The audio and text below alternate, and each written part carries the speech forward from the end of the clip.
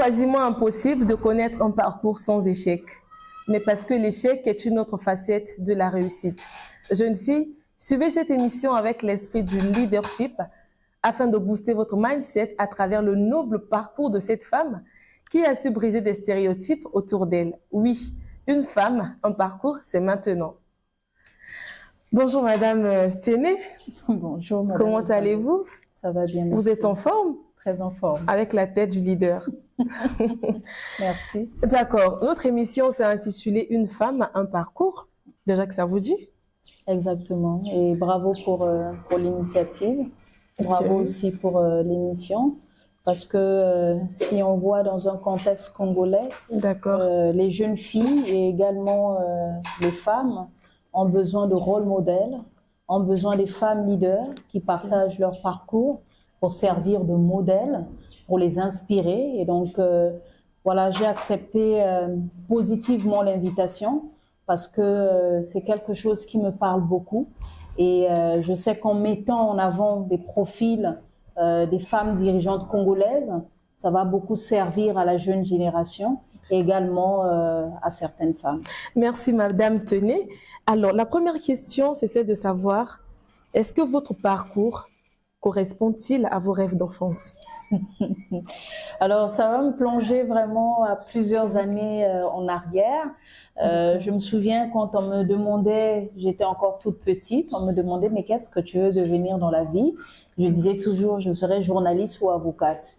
Et donc aujourd'hui, chef d'entreprise avec plusieurs entreprises à mon actif, notamment le cabinet Afrique RSE, dont je suis directrice générale et associée. Également le média dirigeante. Leadership au féminin. Donc je me retrouve un peu dans ce que je pensais déjà il y a plusieurs années.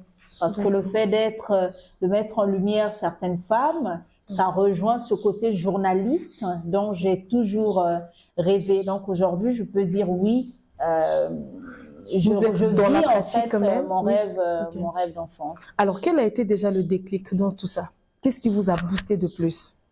Alors, le déclic par rapport aux médias dirigeantes en vue, c'est arrivé suite à mon départ négocié parce que je fus une ancienne responsable des ressources humaines avec pratiquement 1000 salariés à mon actif.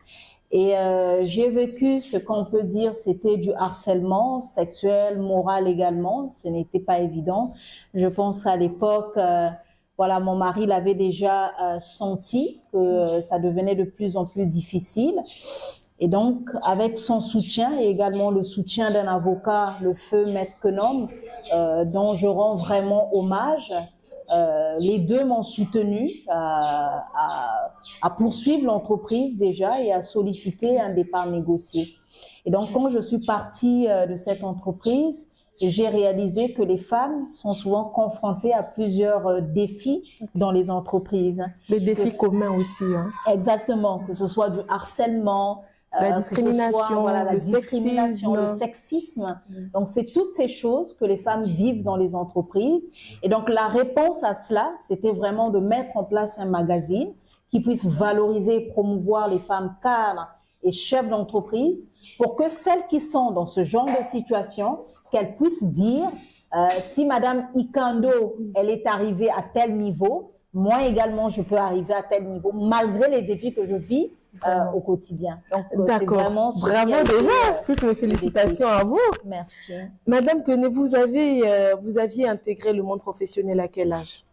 Je peux dire que ça a été une grâce parce que dès l'âge de 20 ans, j'ai commencé à travailler.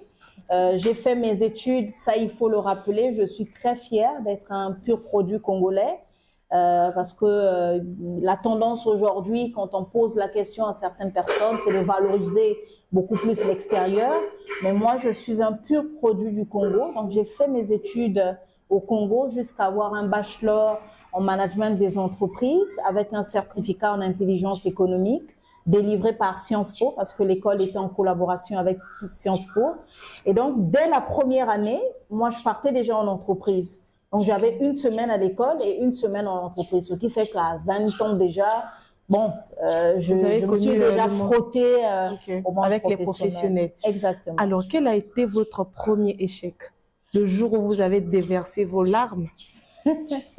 Le jour où le désespoir a failli prendre le dessus?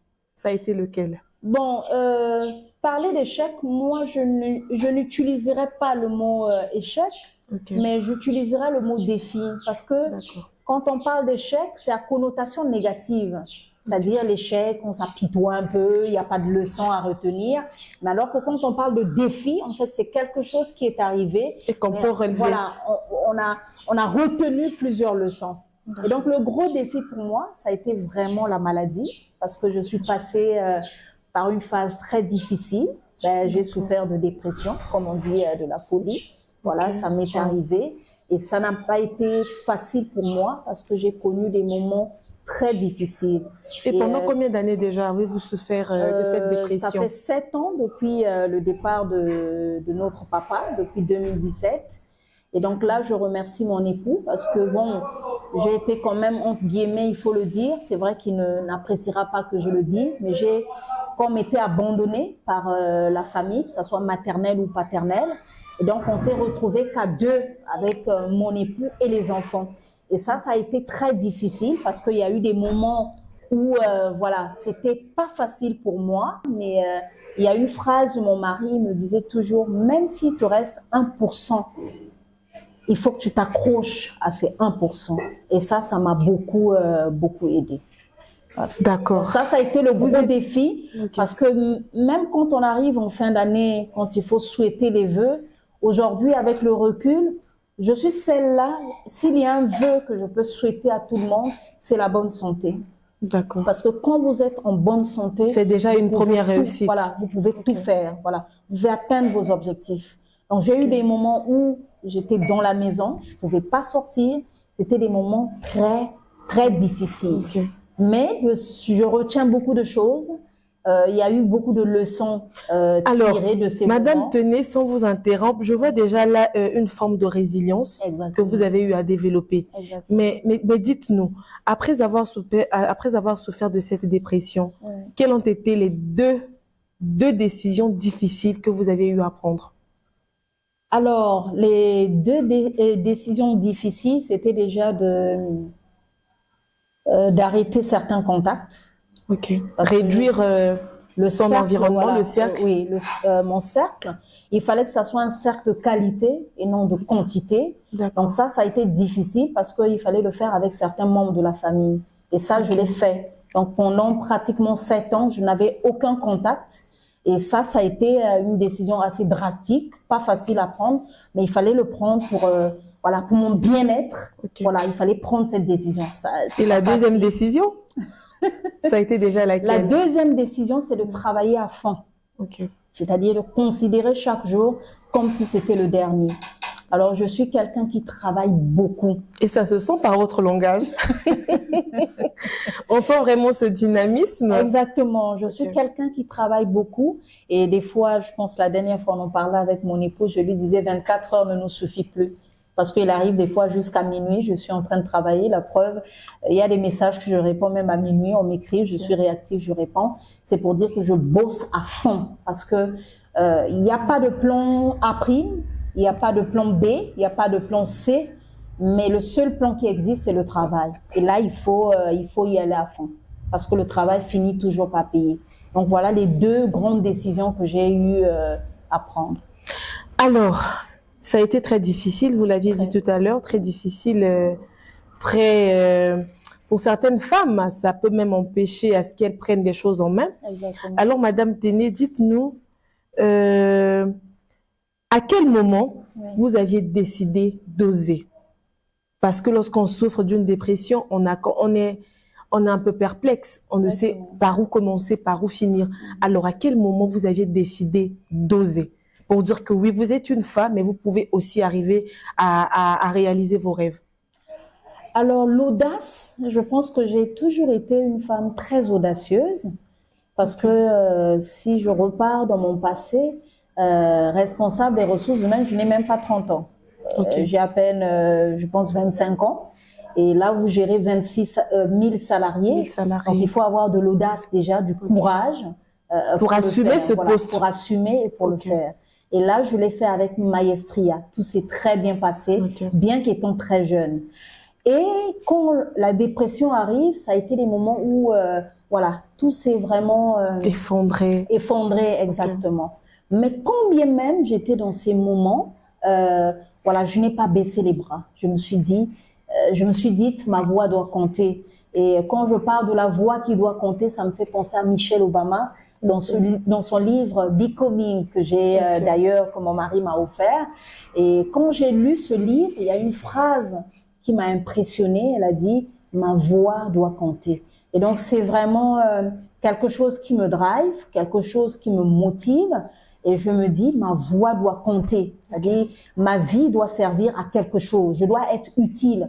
Parce que même dans ces moments de dépression ou de maladie, je me suis rendu compte, quand on devient inutile, même la nature peut vous précipiter à partir. Parce que quand vous devenez inutile, vous n'aviez plus rien à donner. Exactement. Ben, plus l'énergie à transmettre. Je peux permettre que vous partez.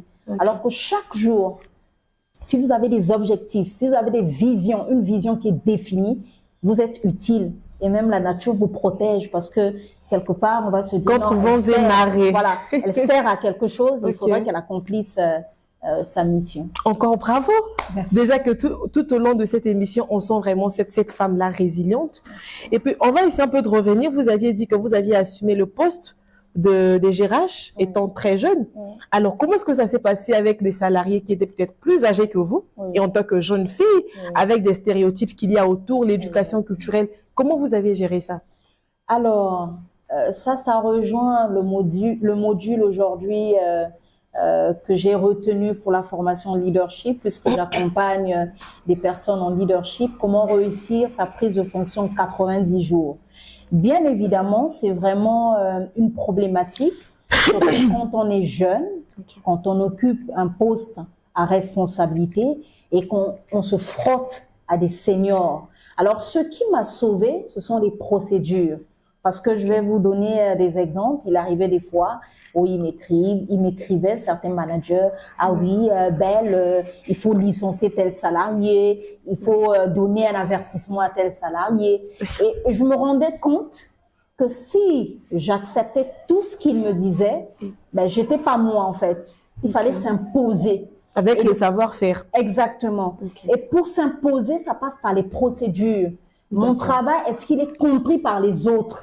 Il faudrait que les autres comprennent mon travail pour qu'ils sachent quelles sont leurs limites, pour qu'ils n'aillent pas plus loin en fait, pour qu'ils ne débordent pas, pour que ça ne soit pas que ça ne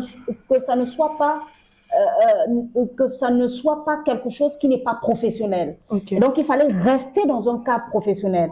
Donc pour rester dans un cadre professionnel, ce sont les procédures qui m'ont aidé. J'étais obligée de m'asseoir, de me dire quelles sont les procédures que je dois mettre en place.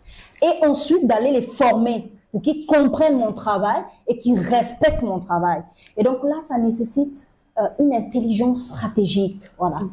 Il faut de la stratégie, il faut de la finesse pour faire comprendre aux autres quel est mon travail et quelles sont leurs limites par rapport à mon travail pour qu'ils me respectent bien qu'étant jeune. Voilà. Très bien. Ce sont des très bonnes stratégies d'ailleurs qui peuvent certainement aider d'autres jeunes filles, surtout qui occupent elles aussi des postes à responsabilité. Alors, Madame Déné, vous êtes aussi entrepreneur social, on va dire. Je suis en sûre que vous avez connu le défi, donc on ne parlera pas de l'échec, comme vous l'avez dit tout à l'heure. Alors, comment sentez-vous, le mot approprié ce serait l'échec pour moi, comment sentez-vous face à l'échec après avoir sacrifié de son temps, de ses compétences, de son savoir-faire, et qu'on arrive à réaliser qu'on a perdu telle ou telle opportunité? Alors, ça c'est typiquement francophone. Voilà. Ça, ce sont les francophones qui s'apitoient sur les échecs. Mais la mentalité anglo-saxonne, c'est de voir l'échec comme une opportunité. On apprend toujours de ces échecs. Exactement. Vous allez vous asseoir, vous allez regarder s'il faut noter ces échecs que moi, j'appellerais défis ou challenges. Vous allez vous rendre compte il y a toujours une leçon de vie. On va revenir par exemple sur la maladie. Ça a été une leçon de vie pour moi. Parce que tant que vous-même, vous ne vous aimez pas assez, tant que vous n'avez pas un cercle de qualité, vous ne pouvez pas aller loin. Donc ça, c'est déjà une leçon. Bien que on la retient dans la douleur. Hein. Ça, voilà, pour reprendre vos mots, quand on parle d'échec, c'est douloureux. Oui. Même en entrepreneuriat, ça peut être une entreprise. Ça peut être un flop, c'est-à-dire vous vous lancez dans l'entrepreneuriat et que l'entreprise ne marche pas. Donc là, il faut s'asseoir pour se dire quelle est la stratégie que je mets en place. Qu'est-ce que je dois retenir par rapport à cela? Et ensuite, vous vous réadaptez. Parce qu'il y a aussi quelque chose, une qualité des entrepreneurs ou des leaders, c'est l'adaptabilité. Et chaque jour de la vie d'un entrepreneur ou d'une entrepreneur, il faut s'adapter. Là, ça n'a pas marché. Qu'est-ce que je fais pour que ça marche? Comment je fais pour rebondir? Donc ça doit être dans dans un coin de la tête. En tant qu'entrepreneur, qu'est-ce que je fais? Quels sont les leviers que j'actionne? Je vais actionner pour que je puisse m'en sortir. Donc, si on a cet état d'esprit, si on a ce mindset, on va plus voir l'échec comme étant un échec. On va voir comme une leçon de vie, en fait. Voilà. D'accord, très bien. Très bien encore. Merci. Ok, donc nous allons toujours poursuivre notre échange. Sur ce plateau, j'ai Madame Téné, qui est serial entrepreneur, auteur. Justement, on va également parler de son livre, qui est la mise en place pour booster surtout la gente féminine, mais en particulier les jeunes filles. Madame Téné, d'où vous est venue l'idée d'où vous est venue l'idée d'être écrivaine? Alors, ou d'où vous est encore venue l'idée de pouvoir, de vouloir essayer un peu de booster la gente féminine avec votre initiative? Alors, écrire déjà, comme on dit, je pense qu'il y a un philosophe qui avait dit, le bon sens est la chose la mieux partagée. Donc, quand vous connaissez quelque chose, l'idéal serait de partager pour que les autres comprennent cette chose. Je suis une passionnée de leadership, je suis une passionnée de management parce que j'ai fait des études de management, j'ai occupé des postes de management. Et donc, je savais déjà ce que c'est, j'appliquais déjà. Et avec l'émission qui m'a permis d'échanger avec pratiquement 500 dirigeants dans le monde, que ce soit en Amérique du Nord, que ce soit en Europe, que ce soit en Afrique. Alors là, j'ai eu une vision à 360 degrés de ce que c'est le leadership.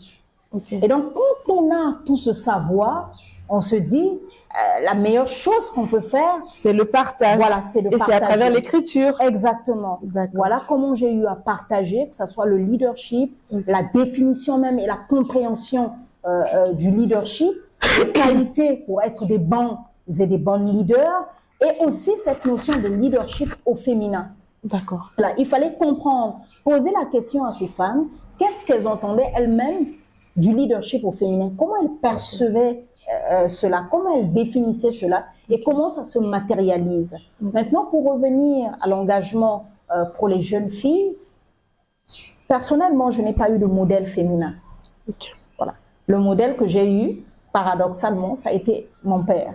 Parce que je l'ai vu, c'était un bosseur, c'était quelqu'un qui travaillait beaucoup, quelqu'un d'intègre, quelqu'un quelqu'un de pouvoir. Et discipliné aussi? Exactement, c'est un modèle qui m'a inspiré. Je n'ai pas eu de modèle féminin. Et j'ai foncé.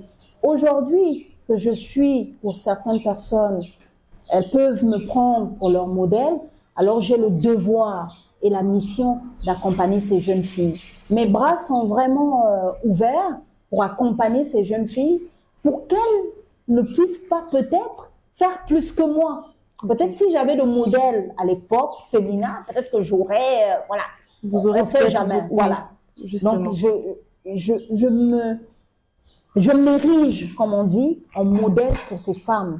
Et c'est un cri que je lance à toutes ces jeunes filles. En tout cas, moi, ma porte est ouverte.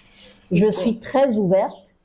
S'il y a des jeunes filles à mentorer, s'il y a des jeunes filles à accompagner, je les accompagne. Et je vais souligner quelque chose. Quand on revient dans un contexte congolais, on n'a pas beaucoup de modèles féminins. Ça, il faut le dire. Voilà. on n'a pas beaucoup de modèles féminins. C'est vrai, on peut dire que ces modèles existent, mais ces modèles sont peu visibles ou peu accessibles. Donc, c'est des femmes qu'on voit de loin. Est-ce que leur porte Madame Tenay, cela me pousse à vous poser une question. Est-ce que toutes les femmes qui occupent des postes à responsabilité sont leaders? Alors, est-ce que toutes les femmes qui occupent des postes à responsabilité sont leaders? Je dirais oui et non. Ok. Voilà. Il faut d'abord aller définir ce que c'est le leadership et faire la différence entre leader et manager. D'accord. Pourquoi je le dis? Il y a des gens qui occupent des postes de management, qui sont des cadres d'entreprise, mais qui ne sont pas des leaders. Ok. Voilà. Et il y a des leaders qui ne sont pas des cadres d'entreprise. Je vais prendre par exemple l'exemple, si je prends Mère Teresa par exemple, elle était beaucoup plus dans le social. On a eu Simone Veil qui a éveillé les consciences. On a eu Wangari Maathai aussi. Exactement. Mais qui ont été des leaders, qui ont bousculé. Très bien. Alors, est-ce que vous êtes, par là on peut dire que vous êtes une amoureuse des formations? Est-ce que vous aimez se faire former? Déjà, c'est très important et très capital, se former. Et surtout à l'ère du digital, on a YouTube, on a TikTok. Moi, je me forme même sur TikTok. Je vais sur TikTok, j'ai des personnes ciblées, que je suis sur TikTok, qui m'apprennent beaucoup de choses. Donc, on a la chance aujourd'hui, au 21e siècle, d'avoir vraiment le digital à notre portée. On peut se former facilement. Et donc, pour moi, et pour répondre d'ailleurs à la parole ou à une phrase d'une dirigeante que j'avais interviewée qui disait « La formation, elle est capitale, voire vitale ». Il faut se former tous les jours et de façon continuelle. Voilà, nous poursuivons notre émission. Cette fois-ci, c'est la deuxième et la dernière partie de cette émission Femme, une femme, un parcours. Madame Tenay, on va quand même prendre nos verres.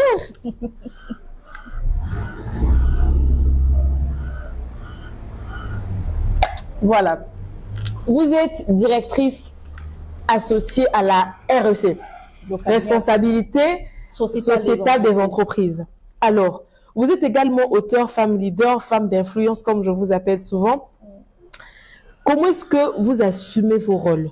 Parce qu'aujourd'hui, beaucoup de femmes qui par leurs compétences sont aussi des femmes leaders. Mais généralement, la société dit que ces femmes ne méritent pas. Ce sont des postes immérités. Il y a le syndrome de l'imposteur parfois. Mais vous, comment est-ce que vous faites pour assurer tout ça? Alors, il y a le mot organisation qui revient. Il faut être beaucoup organisé. D'accord. Je pense qu'on est en train de tourner cette émission chez nous à la maison. C'était pour vous permettre de venir en immersion, de voir éventuellement comment cette femme à multiples casquettes réagit, même au niveau de son foyer. Donc, je dirais, le mot qui viendrait en premier, c'est le mot organisation. Il faut être beaucoup organisé. Il faut fonctionner en mode objectif. Il y a des objectifs personnels, il y a des objectifs professionnels que vous pouvez vous fixer.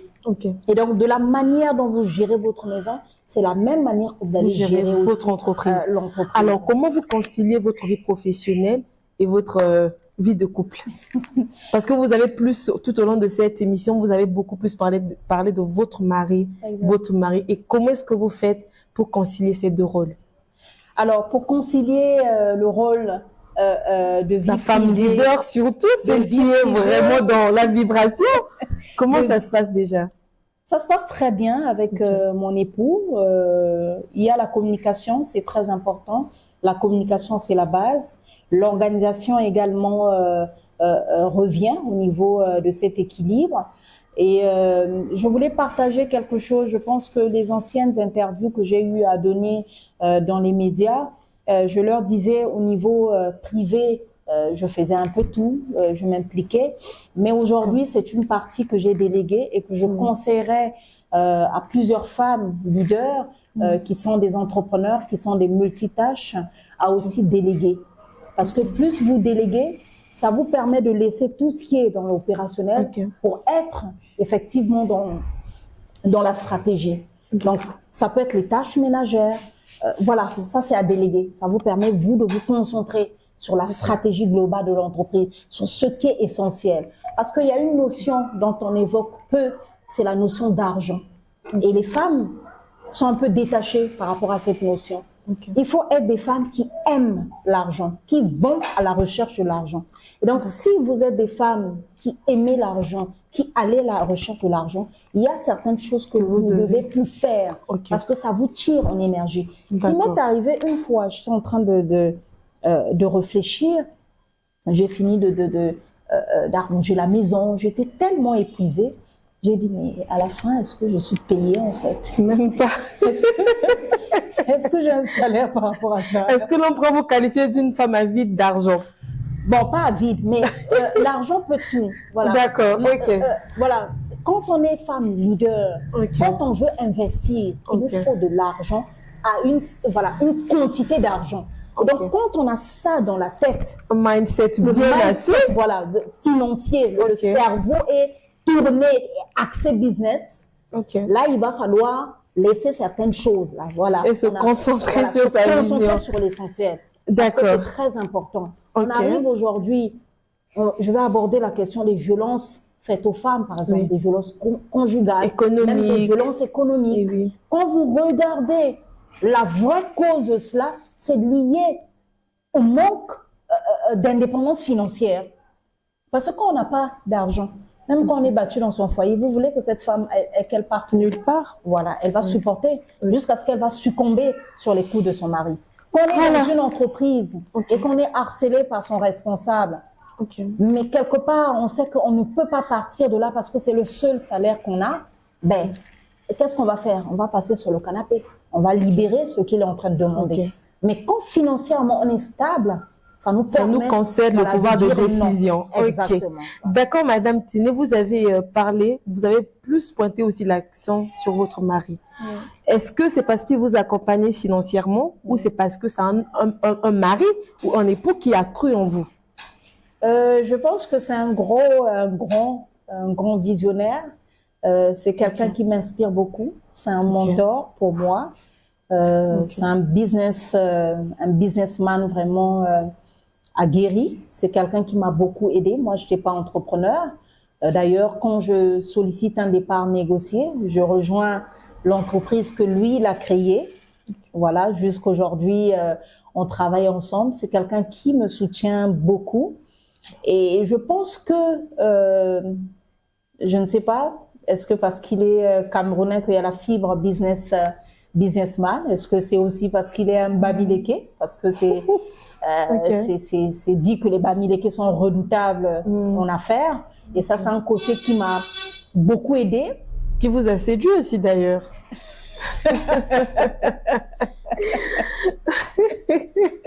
Qui m'a séduite, oui, parce que voilà, j'aime les bosseurs. Voilà, je pouvais pas être avec quelqu'un qui ne bosse pas, c'est pas possible. Quelqu'un qui n'est pas ambitieux, non, ça devait pas marcher. D'accord. En parlant justement de ça, Madame Téné, pour vous, qui est l'homme pauvre? Est-ce que c'est celui qui manque du matériel ou celui qui manque de l'ambition? Je dirais l'homme pauvre, c'est celui qui manque d'ambition et qui manque d'intelligence aussi et de stratégie. Parce que je le disais même à mon époux, vaut mieux avoir quelqu'un qui n'a pas d'argent pour l'instant, mais qui a des stratégies et des idées. Cette personne, dès qu'elle aura l'argent, elle va implémenter les idées qu'elle a. Mais alors que l'inverse, quelqu'un qui n'est pas intelligent, qui n'est pas ambitieux, même quand cette personne aura de l'argent, ça sera difficile parce que cette personne est dépourvue d'intelligence et d'ambition. Donc moi, c'est, voilà. Super, très bien. C'est un profil que j'apprécie. D'accord. Voilà, c'est mon homme. Alors, Madame Téné, nous sommes presque à la fin de cette émission. Comment vous vous définissez aujourd'hui en tant que femme? Et quelles sont peut-être vos valeurs aussi quotidiennes? Je suis une femme leader, je l'assume. Voilà. J'ai eu à poser cette question à plusieurs dirigeantes, du haut de leur fonction, du haut de leur poste, qui ont hésité à me répondre. Mais moi, je n'hésiterai pas. Je suis une femme leader et je l'assume. une femme leader intègre, qui a des valeurs. Et là, j'ai fait montre de beaucoup de valeurs. Quand vous avez été responsable RH, il y a des contrats que vous gérez et ce sont des contrats juteux. Ce que je vais dire, je pense que plusieurs RH vont se retrouver. Il y a des RH pour embaucher les gens qui vous demandent de l'argent, qui font montre de malhonnêteté. Avant de vous embaucher, vous font signer des décharges pour leur verser de l'argent. C'est de la malhonnêteté. Il y a des cas d'entreprises aujourd'hui qui, malgré le salaire qu'on leur donne, se permettent de demander des commissions à certaines personnes. Ça, je ne l'ai jamais fait. Et même aujourd'hui, en tant qu'entrepreneur, et ça, je remercie encore mon époux, parce que nous partageons les mêmes valeurs. Il arrive des fois, je me souviens de l'une des formations, lui, il a été formateur, et le jour où on devait nous payer, on nous appelle.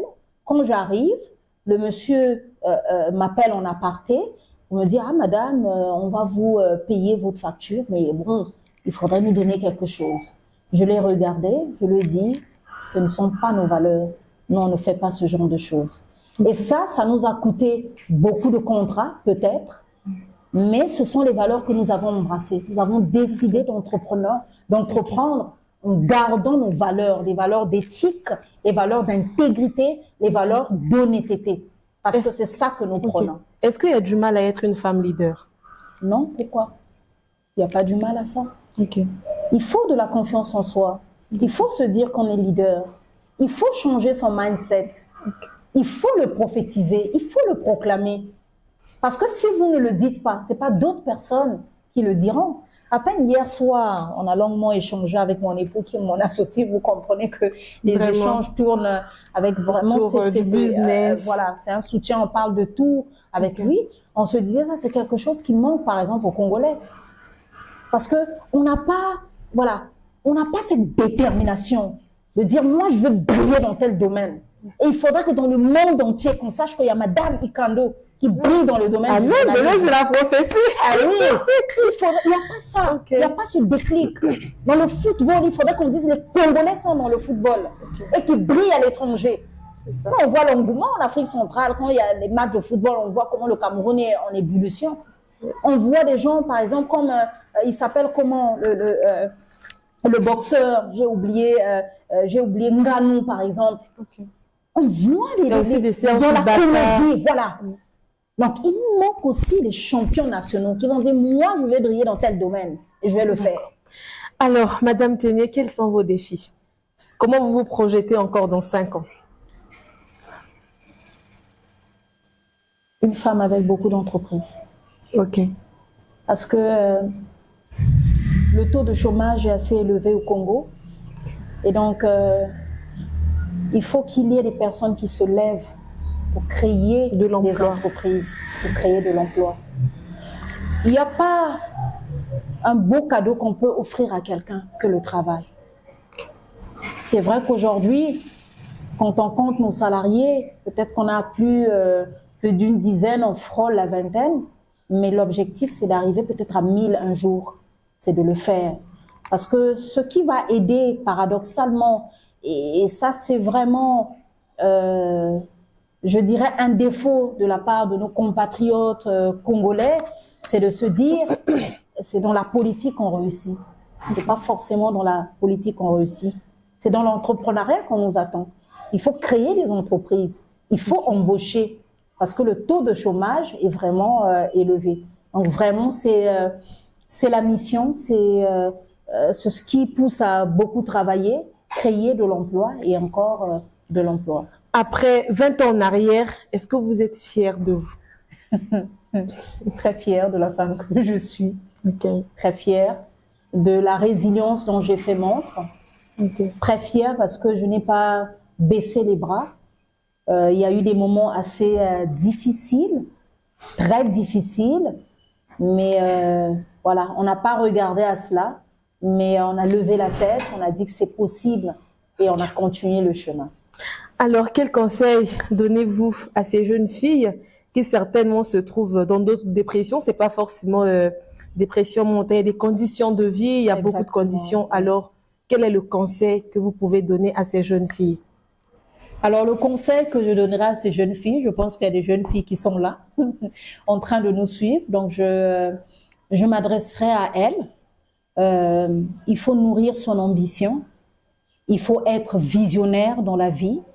Il faut avoir des objectifs, même si ce sont des objectifs qui sont très grands. Mais il faut rêver. Voilà. Tant que vous ne rêvez pas, ce n'est pas possible. C'est pas possible de ne pas rêver. Il faut avoir un rêve. Et plus vous avez un rêve, c'est ce rêve-là qui vous permet chaque jour de travailler pour atteindre votre rêve. Tant que vous n'avez pas de rêve, c'est fini pour vous. Donc le rêve, il est permis, quel qu'il soit, même s'il est très grand. Il faut nourrir ce rêve-là et travailler pour ce rêve. Merci beaucoup, Madame Tenay. C'était un plaisir de vous recevoir. Un parcours impactant, inspirant. Alors, chères jeunes filles, après avoir suivi cette émission, quelle vision aviez-vous? Quel défi souhaiterez-vous relever?